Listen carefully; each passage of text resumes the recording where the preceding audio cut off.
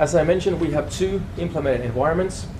I want to just give you a quick tour of the core decision plans that we have made over there. First one is the model of data fusion, which is the JDL model, Joint Division of Laboratories. So it provides us with a 5-step model that will gives us the architecture or the framework on how to actually put the data fusion levels. Both of the systems are filled with different data fusion systems.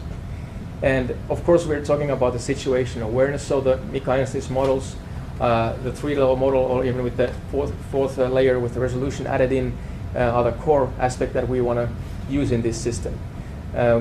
We want to see the levels also in a cognitive level, but also in technical perspective. So we're trying to use this as a division, dividing the services based also on the level of what they're trying to respond to. And of course, with this project, we have been doing the measurement also. The good thing in MIC model is that we have a set of tools that we can use to see if we accomplish or not.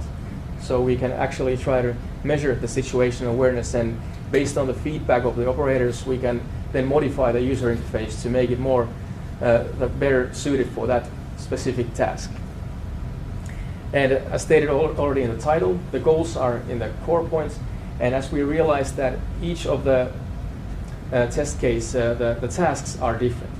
So whenever you have the user interface and the common operating picture presented to you, the task is different, and that always requires some sort of adjustments to the actual interface. So this is what we're trying to accomplish. And the service-oriented architecture, probably not as such as you might see it as SOA, the common known framework.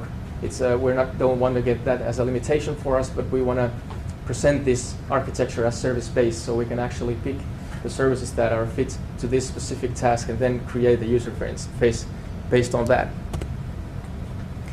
Well, about the two projects, which I already mentioned about. The first one, the digital security of critical infrastructure. So this is about this is very high level. We're talking about one nation's society, the whole services which are critical, how to keep the society up and running. And of course, we don't own the actual services that are out there. So this is an issue for us. It's not like a C2 or command and control system, which is going to be stated that this is our